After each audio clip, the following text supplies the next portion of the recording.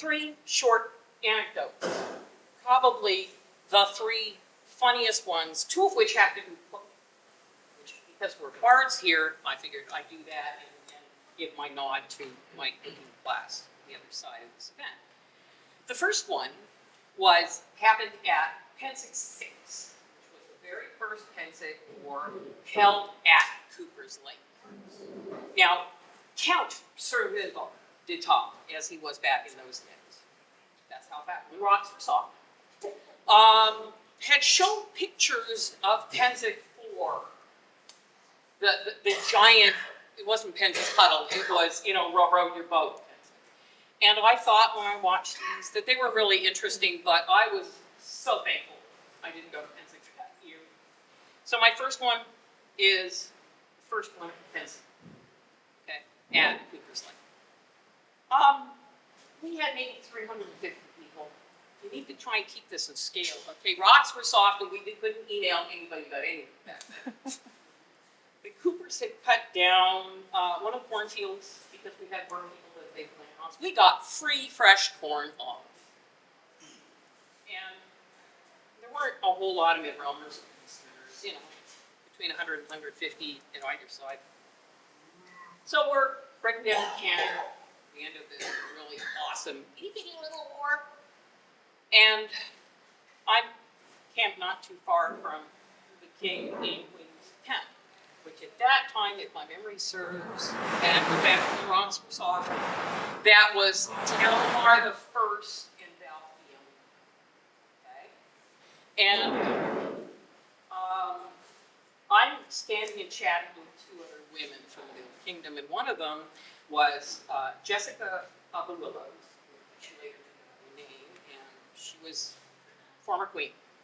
And my Laurel wasn't yet.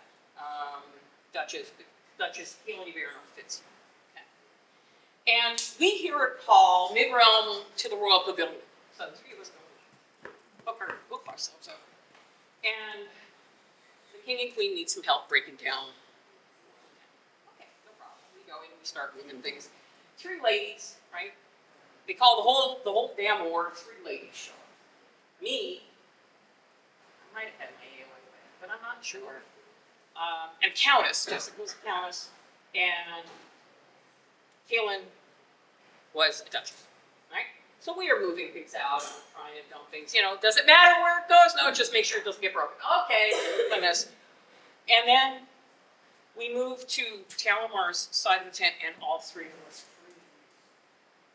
We freeze in a horror.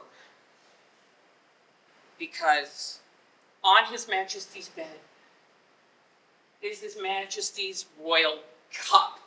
I don't know what he drinks out of, okay? None of you have ever heard this, even those of you that have been here a long time, because this predates just about all of you. And Kaylin looks and goes, I'm not touching that, I'm a Duchess. Jessica goes, I'm not touching that, I'm a Countess. They both look at me. I go, I'm not touching that, I'm nobody important at all. And then Her Grace, Duchess Kaylin Varon Fitzhugh, OL-OP, Lady of the Rose, who was given an augmentation by the Little Kingdom of a white belt around her arms as a royal augmentation. Okay, so she's got just about all the cards from DS, back then. Why is she here? She grabs his whole arm, walks to the bed, spears the offending cup, and whips it out of the tent. I was more of hunt rejoicing. Hurrah! 2 cooking. We will be talking tomorrow, if any of you happen to be at my looking at our own cooking history. We're going to be talking about some of the really bad redactions that we're all going to get in the 70s and 80s. I have brought 2.5 shelves off my home cooking SCA mundane cookbooks, so everybody can look at what it's like back then and now. So the first one is fabulous. Any of you? Yeah, see, I heard some laughing. The woman who wrote it is a great researcher. So the part's great. Her redacting skills leave a great deal to be desired. Like probably an entire Lonely Hearts Club to be desired. And Finbar's wife, Mistress Raggedy Tamara, was running a small feast in Everwick, downtown Toronto. And she's using fabulous feast because that's what we had, okay? Now, I knew immediately, I saw a red flag when they were talking about something that would be like chocolate chicken, but chocolate wasn't known in Europe back then. And so they just substituted carob for chocolate into that chicken dish. I cannot tell you how bad carob is if you're trying to pretend it's chocolate, because I couldn't eat chocolate for about 20 years. I had a weird allergy where ASA and that put me in anaphylaxis within 24 hours of each other. So it was much easier before Tylenol to say, no chocolate for you. So all I got was cans of carrot. Raggedy is working from really one of the only available texts we have. And one of the dishes is called Troy Crème. It's a 3-color. Being brought is a giant wooden bowl, like you can almost bathe your baby in it.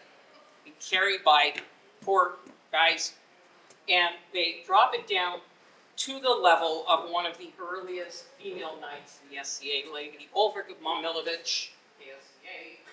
Don't call her sir. She says, I got McGuffies. And she was putting Toronto at the time. So she would get a giant ladle. Would you like some corn? Would you like some corn? And if you said yes, they put a big blob of it in your plate. Would you like some Troy crab, my lord? And if you said no, she still put it blob of it. You know, this was a really big bowl. So it's supposed to be home. And again, we're following the redaction from Fabulous. And I'm always game for something interesting. Taste it. First thing there is white. And the white is yogurt. And that's okay. That's the bulk of the color. And you had 2 colors spun into it. One was red, and one was yellow. And the next thing, because it's spun in it, it's not just all mixed together, that my taste buds get is the red. And that's raspberry jam. That's really good in yogurt. And then the third, the yellow, hits my palate. And it's Keen's hot mustard powder. That's yellow. I have never seen in my entire SCA career of more than 3 years an army of people going to the kitchen, to the bathrooms, scraping it out on the floor outside the building. I think it was supposed to be something like Russian sweet. But yeah, that was number 2. Okay? That's in my top 10 of things you never ever want to have to experience a feast in the SCA category.